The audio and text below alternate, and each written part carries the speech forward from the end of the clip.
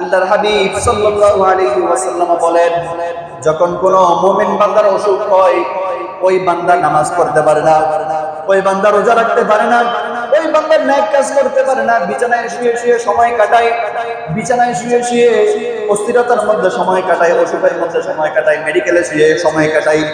আল্লাহর হাবিব সাল্লাল্লাহু আলাইহি ওয়াসাল্লাম তার হাদিসের মধ্যে বিভিন্নভাবে এটার ফজিলত বর্ণনা করেছেন।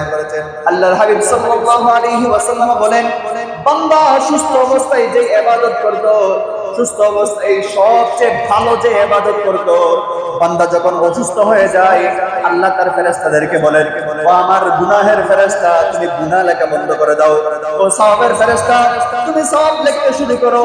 আমার বান্দাটা সুস্থ অবস্থায় যেভাবে ইবাদত করত, সুস্থ অবস্থায় যেভাবে নামাজ পড়তো, সুস্থ অবস্থায় যেভাবে আমি আল্লাহকে ডাকতো, অসুস্থ হওয়ার পর আমি আল্লাহকে ডাকতে পারতেছে না, কিন্তু আমি আল্লাহর রহমত তো বন্ধ থাকবে না। ওই বান্দার সুস্থতা অবস্থায় যেরকম ইবাদত করতো, অসুস্থ অবস্থায় তার আমলনামায় ওই ইবাদতের সওয়াব লিখে দাও। সুবহানাল্লাহ। দেখেন তাহলে যে আমাদের সুস্থতা, এই সুস্থতার সময় যদি আমরা আল্লাহর ইবাদতে কাটাতে পারি, আল্লাহর শুকরগুজারে কাটাতে পারি, আল্লাহর রাজামন্দিতে যদি কাটাতে পারি, তাহলে আমরা যদি অসুস্থ হই, আমরা যদি বিপদগ্রস্ত হই, আমরা যদি আল্লাহকে ডাকতে না পারি, আল্লাহ রাব্বুল আলামিন আমাদের উপর নাখোশ হবেন না, আমাদের উপর আল্লাহ রাব্বুল আলামিন রাগ করবেন না, বরঞ্চ ফেরেশতাকে বলবেন, ফেরেশতারে আমার বান্দা অসুস্থতার কারণে আমি আল্লাহকে ডাকতে পারতেছে না, এখন তোমরা কি করবে, আমার বান্দা সুস্থ অবস্থায় সব থেকে ভালো যে ইবাদত করবে।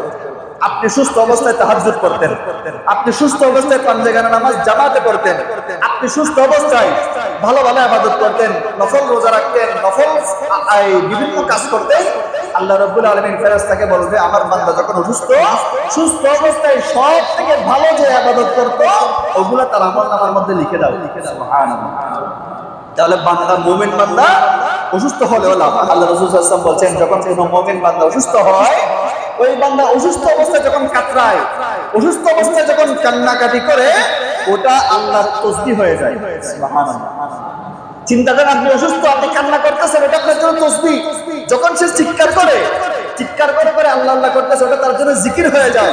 যখন সে দেখবেন অসুস্থ হয়ে গেল, তখন মানুষ নিঃশ্বাস ফেলতে পারে না, জোরে জোরে নিঃশ্বাস নেই, শ্বাসকষ্ট শুরু হয়ে যায়। আল্লাহ রাসূল হাদিসের মধ্যে বলছেন, যখন বান্দা অসুস্থ অবস্থায় শ্বাসকষ্ট শুরু হয়, এটা তার জন্য সাদকা হয়ে যায়। সুবহানাল্লাহ। শুধু সেখানে শেষ নয়, যখন অসুস্থ বান্দা ঘুম যায়, যখন তার ঘুম আসে, আল্লাহ তার ঘুমটা ইবাদত বানিয়ে দেয়।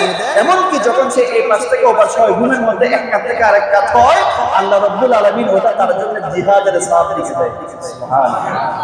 তাহলে মুমিন বান্দা অসুখ হলে কোনো লস নাই, কারণ দুনিয়াতে আসছি, দুনিয়া থেকে যাইতে হবে, বিপদ আপদ বলা মুসিবত এগুলা দুনিয়াতে থাকবেই।